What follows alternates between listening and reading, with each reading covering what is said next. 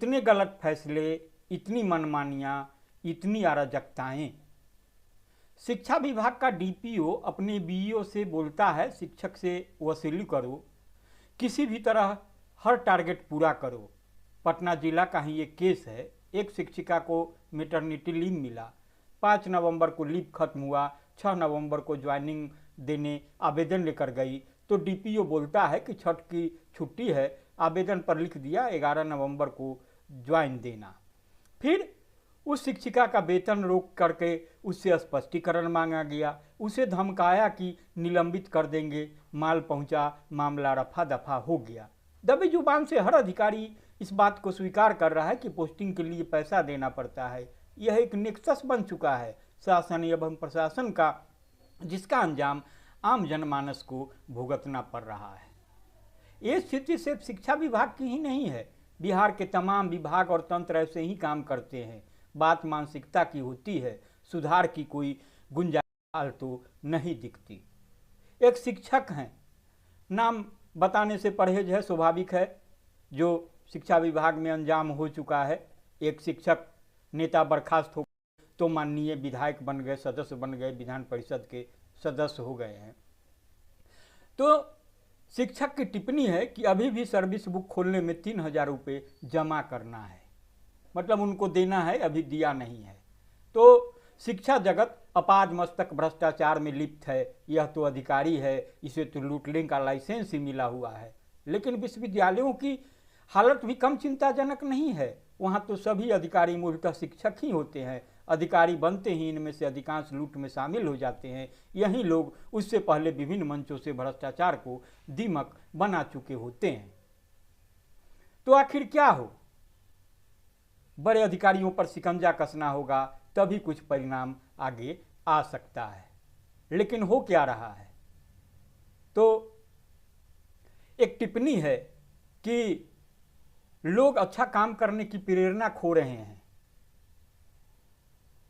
मैं अन्य टिप्पणी इसलिए नहीं करूंगा या करूंगी कि इसी व्यवस्था का हिस्सा हूं। मुझे अफसोस है कि लोग पूरी व्यवस्था से एक साथ भरोसा खो रहे हैं। यह बहुत निराशाजनक है। तो एक प्रतिक्रिया भी है कि ऐसे ही नहीं, ये तथाकथित ईमानदार के पाठक के सबसे बड़े चहेते पदाधिकारी थे। ये मतलब जो आगे मैं बताऊंगा। फिर भी सरकार और सिद्धार्थ बधाई के पात्र है कि कुछ बड़ी मछलियों पर कार्रवाई भी हुई है। तो एक प्रतिक्रिया भी है कि सभी हिंदी भाषी राज्यों में यही स्थिति है। सभी हिंदी भाषी राज्यों में चाहे जो स्थिति हो, बिहार की बातें अलग है शिक्षा के क्षेत्र में। और खास तौर से सियासत की भी बात करेंगे तो नीतीश कुमार सुशासन बाबू के नाम से विख्यात है, या स्वयंभू सुशासन बाबू कह लीजिए या जिस रूप में कह लीजिए। चुनाव सिर पर है, तमाम बातें हो रही है। कहा जा रहा है कि नीतीश कुमार सियासत के कठिन दौर में है, सियासी जीवन के कठिन दौर में। बावजूद इसके इस तरह की स्थिति जो है कुछ सामने है, वह बहुत चिंताजनक है। तो बिहार के जितने डीयू हैं सबको पकड़ो, उसको खूब तीखा कुछ खिला दो और पानी से इनकार कर दो, फिर पूछो उससे कि उसने क्या क्या किया है। ये शब्द हैं नए नवेले एमएलसी बने शिक्षक नेता बंसी ब्रजवासी के, जब उनसे एक चैनल के रिपोर्टर ने बेतिया के डीओ के ठिकानों पर विजिलेंस की छापेमारी पर प्रतिक्रिया मांगी।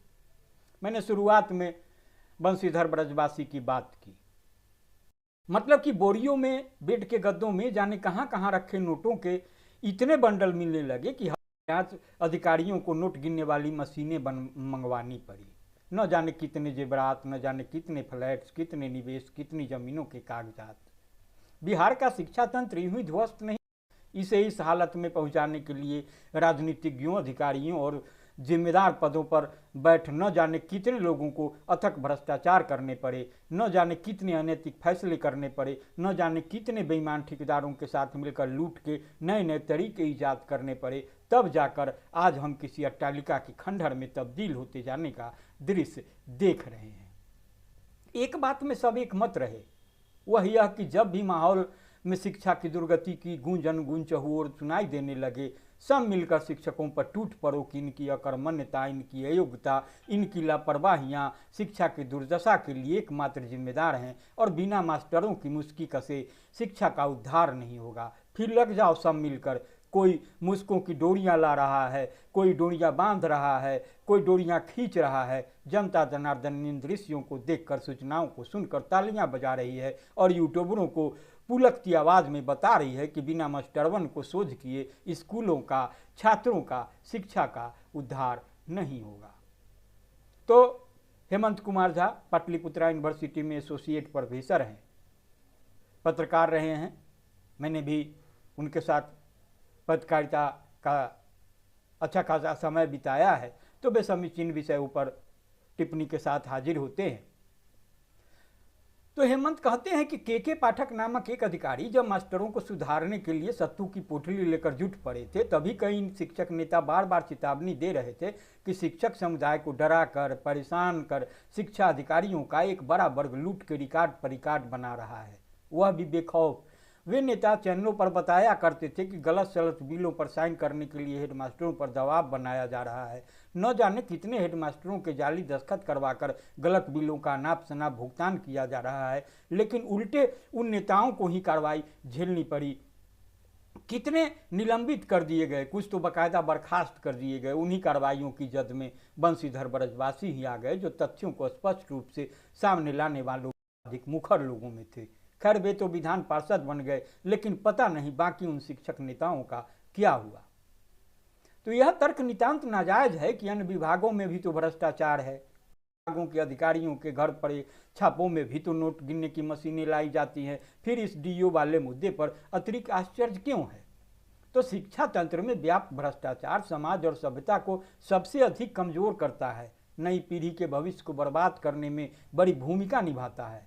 पकड़ना चाहिए पुलिस और प्रशासन के भ्रष्ट अधिकारियों को, न्याय के नाम पर ढकोसला कर रहे भ्रष्ट न्यायिक अधिकारियों को, लोगों को हिस्से का अनाज और पैसा खा रहे सार्वजनिक वितरण के लोगों को। लेकिन सबसे पहले धावा बोलना चाहिए शिक्षा तंत्र को खोखला कर रहे भ्रष्ट लोगों पर। इनका अपराध, इनका पाप पूरी एक पीढ़ी की संभावनाओं को अंधेरे में धकेलता है और आने वाली पीढ़ी के सामने बेहद गलत उदाहरण प्रस्तुत करता है। तो आजकल बेईमान और भ्रष्ट होने में शिक्षा के जिम्मेदार पदों पर बैठे बहुत सारे लोग पूरे सिस्टम के अन्य भ्रष्टतम लोगों से कम्पीट कर रहे हैं। सिर्फ कम्पीट ही नहीं कर रहे, बल्कि कितने तो सबको पीछे छोड़ा नैतिकता और बेईमानी के नए कीर्तिमान रच रहे हैं। क्या स्कूल, क्या कॉलेज, क्या विश्वविद्यालय, सब जगह त्राही त्राही मची हुई है। विश्वविद्यालयों के परिसरों में जाइए, वहाँ हो रही चर्चाओं, गॉसिप, समझौतों, फैसलों आदि पर थोड़ा गौर फरमाइए। आप आश्चर्य से भर उठेंगे कि इतना भ्रष्टाचार, इतने गलत फैसले, इतनी मनमानियाँ, इतनी अराजकताएं। आप सिहर उठेंगे यह सोचकर कि उन निर्धन साधनहीन लाखों बच्चों का क्या होगा जो इन यूनिवर्सिटीज, इन कॉलेजों में पढ़ने के लिए नामांकित हैं। जब आप देखेंगे कि जिम्मेदार पदों पर बैठे अधिकतर लोगों की न्यूनतम रुचि भी सिस्टम की बेहतरी या सिस्टम को सुचारू रूप से चलाने में नहीं है, तो आपके सोचने की क्षमता ही जवाब दे जाएगी। आप हतप्रभ मात्र रह जाएंगे जब किसी जिम्मेदार पद पर बैठे व्यक्ति के प्राय हर फैसले पर नोटों का बोझ ही निर्णायक हो जाए, तो सिवाय गड़बड़ियों और अराजकताओं के परिसरों को और कुछ हासिल नहीं हो सकता। तो बिहार की उस शिक्षा के अधिकतर परिसर कमोबेश इन्हीं सच्चाइयों के साक्षी हैं।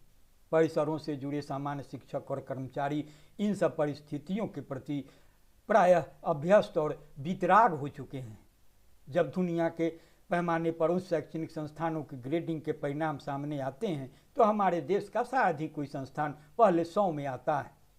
ऐसे कुछ थोड़े से भारतीय संस्थान जरूर है जहाँ की गुणवत्ता अंतर्राष्ट्रीय मानकों के आसपास बताई जाती है, बाकी तो क्या कहें। इधर जब देश के पैमाने पर ग्रेडिंग होती है, तो हमारे बिहार के संस्थाओं के नाम सूची में बहुत नीचे किसी नामालूम सी जगह पर नजर आते हैं। भूमंडलीकृत दुनिया में बिहार के इतने पीछे रहने की कल्पना ही डराने वाली है। यहाँ तो कल्पना क्या, सत्य सामने खड़ा है।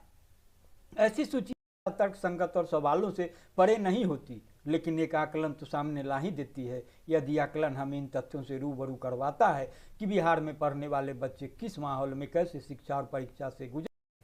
हम कहानियाँ सुनते हैं कि अच्छाई और बुराई में अक्सर लड़ाई होती रहती है और अच्छे लोग अच्छाई के लिए लड़ते रहे हैं। आज की त्रासदी यह है कि लोगों में अच्छाई के लिए लड़ने की प्रेरणा कमज़ोर होती जा रही है।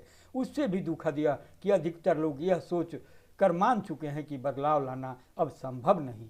नतीजा, लोगों ने न्यूनतम बदलावों के लिए भी जीना और जूझना छोड़ दिया है। तो न्यूज़लेटर विथ राकेश रंजन की ओर से मेरा आग्रह है कि कम से कम आवाज़ बुलंद करिए, आवाज़ इस बात की कि बिहार के छोटे ही नहीं, बिहार के आला अधिकारियों के भी यहाँ जांच होनी चाहिए, क्योंकि पैर से सिर तक, सिर से पैर तक जो यहाँ आलम है भ्रष्टाचार का। तो जैसा कि मैंने शुरुआत में कहा, इतने गलत फैसले, इतनी मनमानियाँ, इतनी अराजकताएं, तो हल्ला बोल जरूरी है। गलत फैसलों के खिलाफ, मनमानियों के खिलाफ, अराजकताओं के खिलाफ।